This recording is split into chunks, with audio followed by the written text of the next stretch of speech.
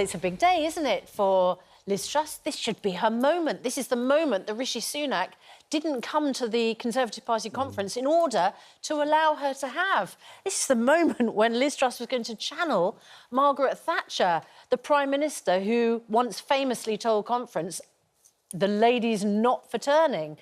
And this is the woman who is going to give a leader's speech on a day when there is a train strike and, unfortunately, a huge number of those people who would be sitting in the audience clapping for her will actually be in a car going home. Well, the Conservative Party will have teams of people whose job is to make sure the hall is full. Let's hope that is the case.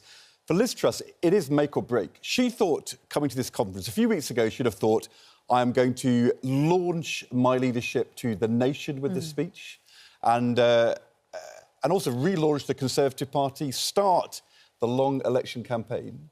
And instead, I think she's fighting for her life. I mean, this is one of those moments where one speech is going to have a huge impact, and we'll know very quickly afterwards. If she pulls this off, she's got a chance moving forward, and if today goes badly, there have been examples in the past of Prime Ministers going in with these kind of moments. You mentioned it. That Margaret Thatcher speech, the ladies not for turning, she was under massive pressure at that 1980 conference, and she totally turned the room, and politics, actually, in her favour. Liz Truss has got to do the same thing today. Let's just remind ourselves of that famous moment.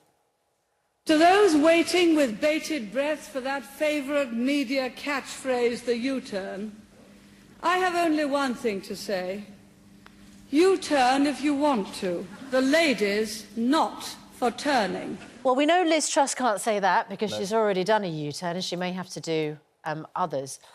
Are there other moments at party conferences that you think have sealed Prime Ministers, leaders' fates, either for good or bad? Well, if you remember, Ian Duncan Smith, as Conservative leader, hugely under pressure.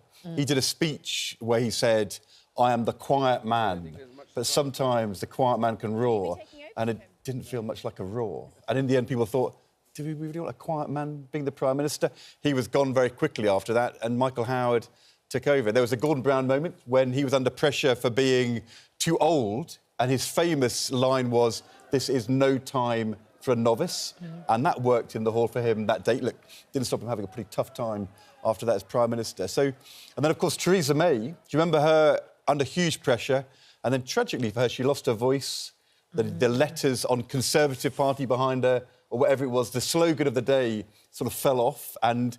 Felt like a metaphor for things falling apart for her. Let's hope Liz Truss has got a set which stays together, but I don't think that is the issue. The issue is, and she has to do better than Kwasi Kwarteng on Monday, who I think got the tone wrong. She's got to find a way in which she can simultaneously acknowledge they've messed up the last 10 days and also be strong and set out a forward direction. And she can't be in denial, but she's got to be tough. And that is a really hard balance to strike.